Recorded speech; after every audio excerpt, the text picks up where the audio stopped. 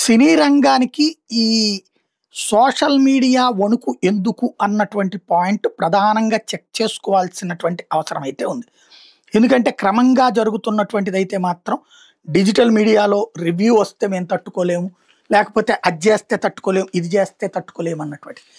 అసలు మీరెవరు తట్టుకోవడానికి నాకు అర్థం కాల. నేను సినిమా తీశాను, ఇప్పుడు నేను ఒక హోటల్కి వెళ్ళాను, టిఫిన్ బాగున్నా బాగోకపోయినా అతని సంక్షేమం కోసం, లేకపోతే అతని వ్యాపారం కోసం, అతని మీద ఆధారపడి ఉన్నటువంటి వాళ్ళ కోసం అని చెప్పేసి చండాలంగా ఉన్న నేను టేస్ట్ బాగుందని చెప్పాలా, లేకపోతే ఏ నూనె వేసినా సరే పర్లేదులేండి అని చెప్పాలా?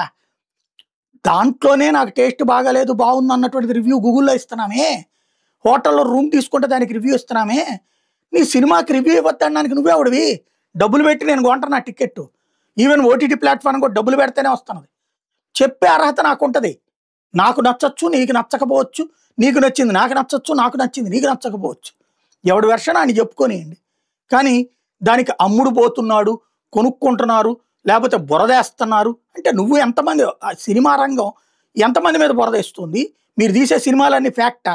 హీరో గారు ఇట్ట కొడితే ఎగిరి అంత దూరం పడతాడా? ఇట్ట పొడిచి పారదబ్బితే ఎవడైనా చచ్చిపోతాడా? హీరో గారు కాల్చి పడేస్తుంటాడు, ఎవరిని పడతాడిని నరికి పడేస్తుంటాడా? పోలీసులు ఉండరా? ఏందది? ఇలాంటిది ఒరిజినల్గా జీవితంలో సాధ్యమవుతుందా?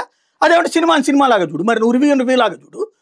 రివ్యూ వాడు నాకు నచ్చినట్టు చెప్పలేదు, నేను తీసేది అద్భుతం, నా వెనకాల 1,00,000 మంది ఉన్నారు కాబట్టి దాన్ని అద్భుతంగా ఉందని చెప్పు అని ఎందుకు చెప్తావు నువ్వు? ఎవడి కోసం చెప్తున్నావు నువ్వు? అది మర్యాదగాడు, బాధ్యతగాడు. వాడిని నరికేస్తాం, వాడు వెధవా వీడు వెధవా అంటే నువ్వు వెధవే కదా, ఆ వెధవలో నువ్వు కూడా ఒకడవే కదా. 100 సినిమాల్లో 10 కదా సక్సెస్ అవుతుంది, 90 ఫెయిల్ అవుతున్నాయి కదా. నువ్వు ఎంత అద్భుతంగా తీసిన సినిమాని ఎవడు ఎన్ని రాసినా, మొత్తం ఛానళ్ళన్నీ సూపర్ అని రాసినా హిట్ అవుతుందా? డబ్బులు వస్తున్నాయా? అదే పరమ చెత్త అని రాసిన, దుర్మార్గంగా ప్రచారం చేసిన సూపర్ హిట్ అవ్వలేదా? డబ్బులు రాలేదా? నీ సినిమా బాగుంటే ఎవడేం బాగినా వస్తాయి డబ్బులు. కానీ నీ సినిమా బాగోకపోతే, లేకపోతే నీకేదో ప్రాబ్లం వస్తే నిన్నెవడో అనకూడదు, నన్ను అంటుకో మాకు నామాల కాకంటే ఎట్లాగా? కొంచెం జాగ్రత్తగా ఉండటం బెటర్.